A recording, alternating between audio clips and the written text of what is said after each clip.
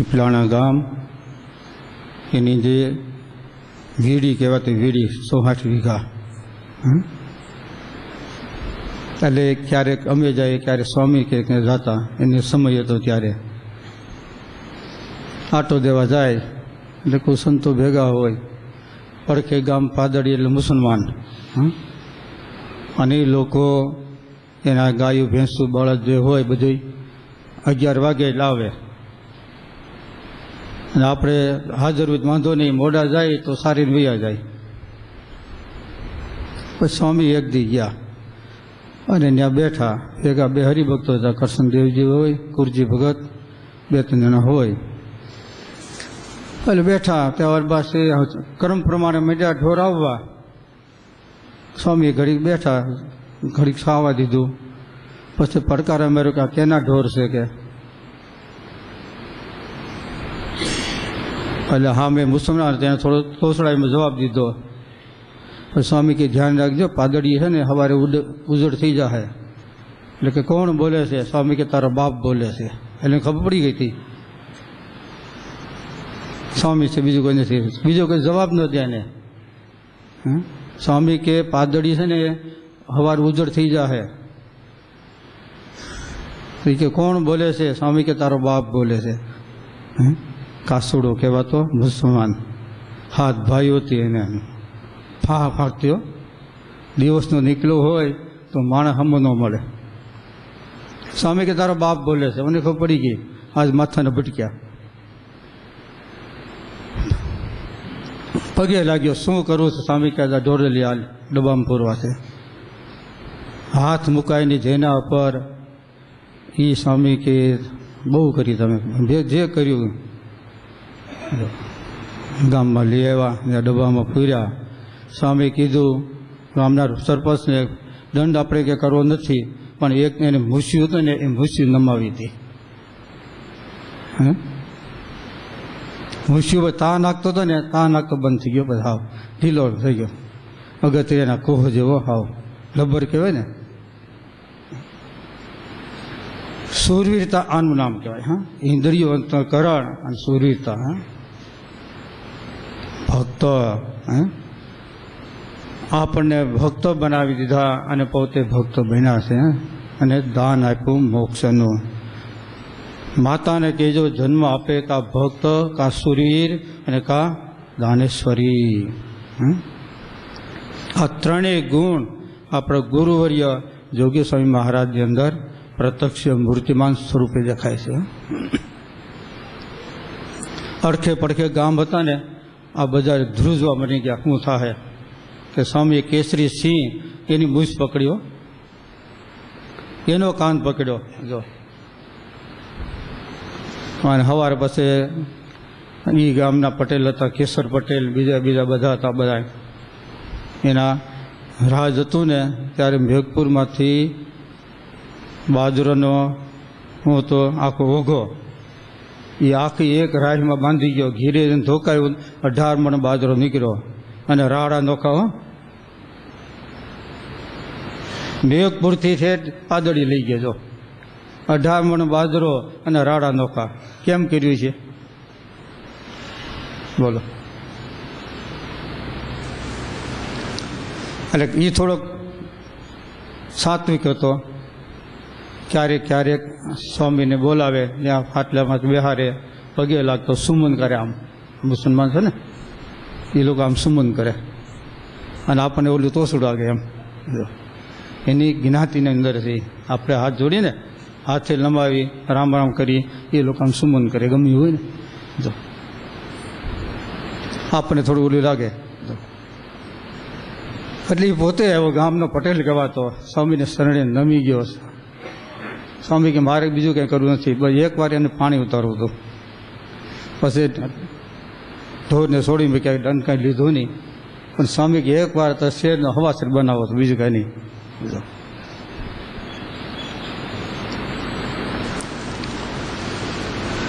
એટલે શૂરવીરતા વાપરી છે.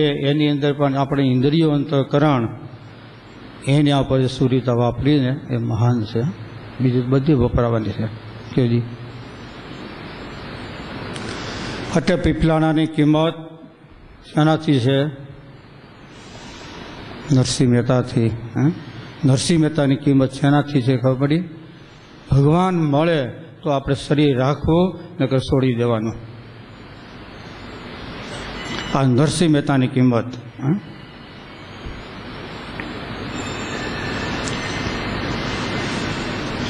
ભગવાન મળે પ્રત્યક્ષ તો આપણે શરીર રાખવાનું નકર છોડી દેવાનું. આ એનો ઠરાવ હતો. અને ભગવાન એની ઘેરે ગયા ત્યારે નરસિંહ મહેતાની કિંમત થઈ છે. અને નરસિંહ મહેતાની કિંમત લઈ અને પીપલાણા ગામની કિંમત છે. સ્વામીએ પણ ત્યાં જઈ અને પીપલાણા ગામની કિંમત વધારી છે. સ્વામીએ સાક્ષાત સવિતામાં કીધું છે, મૂર્તિને લઈ અને વસ્ત્ર શોભે છે, પણ વસ્ત્રને લઈને મૂર્તિ શોભે છે. આ માન્યતા ખોટી છે. જો એ હોય તો સોનાનું પારણિયું બનાવો અને બાળકને સોનાનો કરી ઝૂલાવો, કેવી મજા તમને આવે? આવશે? બસ પારણિયું શોભે કેનેથી? કે ફૂલ જેવું ગુલાબનું ફૂલ હસતું હોય, કલવરિયા કરતું હોય, એનાથી પારણિયું શોભે છે. સોનાનું પારણ્ય કરો અને સોનાનું બાળક હોય એનાથી શોભતું નથી.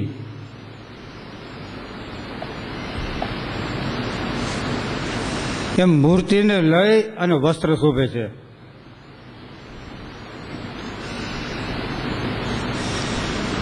પણ વસ્ત્રને લઈ અને મૂર્તિ શોભે છે એ વાત સ્વામી કહે તો તમે મારા શણગાર્યા કહેવાય. આમ સાક્ષાત સવિતામાં 3જા ભાગમાં લખ્યું છે, મળું શણગારો. એનું શું? કાંઈ નહીં.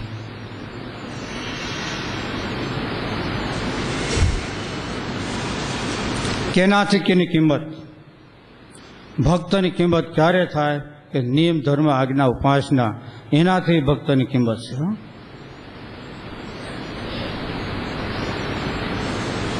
સ્વામિનારાયણ સંપ્રદાય અત્યારે જો આ પગલે ઊભો હોય તો એનું કોઈ મજબૂત પાયો હોય તો નિયમ ધર્મ,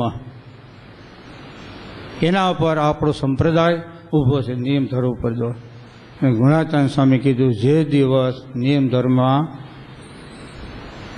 ગાબડું પડ્યું તે દિવસ કોઈ વસ્તુ ઊભી રહેવાની નથી. ગાબડામાં ખબર પડે ને, ઉપરથી આકાશ તૂટી જાય, અવસ્થા થાય, ગાબડું પડી ગયું. જો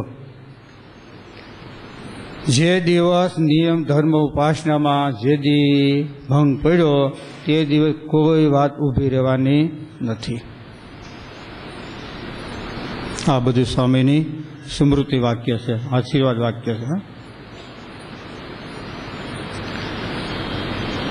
પછી સભા મંડપ કર્યો, આ તે બીજું કર્યું. અને 2014ની સાલની અંદર ભાદરવા મહિનામાં 45 જેટલા ગામની અંદર સ્વામીએ વચનામૃત આપ્યા હતા. અને પેલી મુખપાર કથા 2014 ભાદરવા સુધી નોમ દસમ ને એકાદશી 3 દિવસ કરી દીધો. કોઈ ગામમાં 5, કોઈ ગામમાં 10, જેવા જેવા ભક્તો એ પ્રમાણે જો.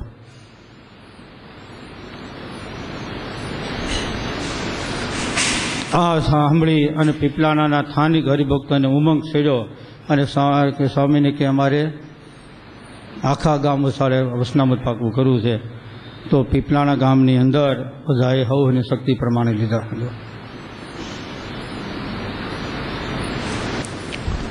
કોઈ 5, કોઈ 10, જે જેવું જો. સંતોની અંદર મોહન પ્રસાદ સ્વામી, વાસુદેવ સ્વામી, હરિપ્રસાદ સ્વામી, એના ભાગમાં 5 આવ્યા હતા, મારા ભાગમાં 10 આવ્યા હતા.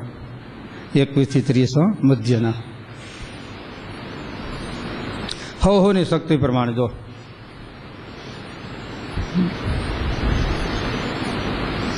એટલે 2017ની સાલ સભા મંડપ તૈયાર થઈ ગયો. શણગારવાનું બાકી હતું, ખાલી ખોખું થયું હતું.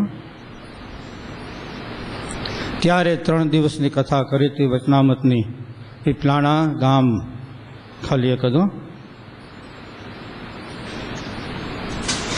ત્યાર પછી 2018 કલાણામાં મૂર્તિ પધરાવી ત્યારે 3 દિવસ સુધી વચનામૃતની કથા ત્યાં કરવામાં આવી હતી.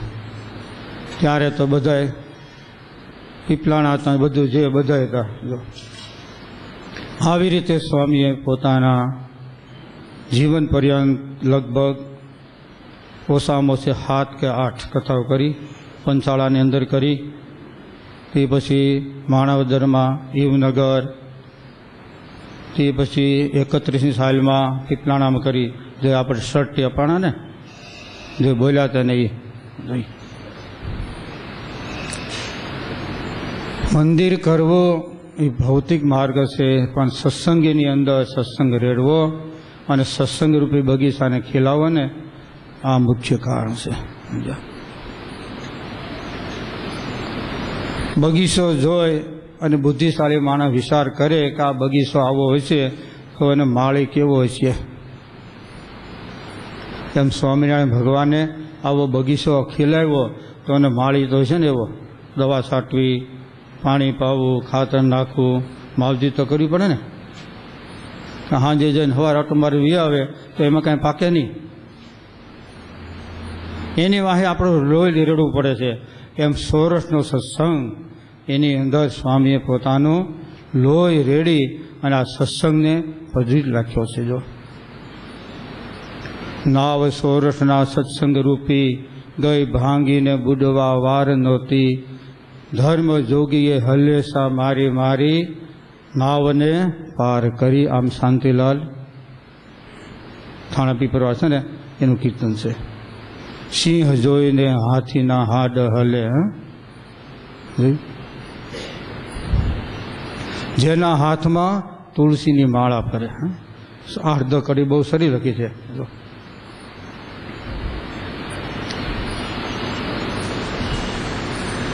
જે જેને અનુભવ જે થયો જો.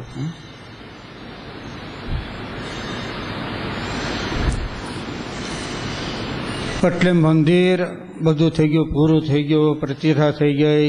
પછી બીજા સંતો આવ્યા કે સ્વામી કે શિખર બનાવો. શિખર સ્વામી કે કદાચ એ શિખર નહીં કરીએ તો ભગવાન સ્વામિનારાયણ આપણને ઠપકો નહીં આપે, પણ આપણા હૃદયની અંદર મંદિર બનાવીને શિખર નહીં કરીએ ને તો ભગવાન સ્વામિનારાયણ ઠપકો આપશે. થયું?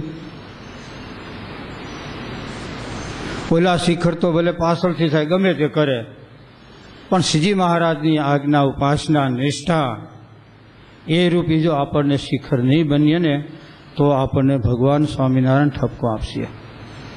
આવું કોણ ગોદે કેવજી જોડે? આપણે કે કાંઈ મત હાલો હું ભાઈ 10,000 દઉં, બોલે કે 15,000 દઉં, કે બનાવો. કાં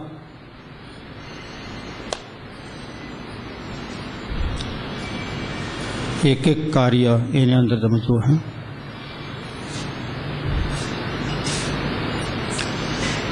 સાલો કામની અંદર સૂનો પકાવવાનો હોય, પથ્થર, આ બધું, ત્યારે ભઠ્ઠી બનાવે એની અંદર વારી નાખવાની હોય, કાંટા હોય, હાઠીઓ હોય, જે હોય તે બધું હોય. આ બધું એટલે સ્વામી પોતે એક દિવસ એવો પોતાને મળ્યો એટલે પોતે ત્યાં બેઠા. પછી બોડકા ગામના કે હરિભગત બહુ સારા, એના વેવાય હતા વંથલીમાં, એ બોડકે આવ્યા. બોલે કે હાલ આપણે પીપળાના દર્શન કરી આવી સ્વામીના અને મંદિરે. ઓલો બહુ વૈષ્ણવ હતો એટલે આવ્યા, દર્શન કર્યા. સ્વામીઓ ઘાટે હતા, ત્યાં બધા ભઠ્ઠી આ બધું કરતા હતા. તો એમાં તો પછી બધું હોય ને, જીવજંતુ ક્યાંક તો હોય ને. અને આ કે ઓહો કે સ્વામી થઈને પાપ કરે છે, સ્વામી આવું થોડું કરે કે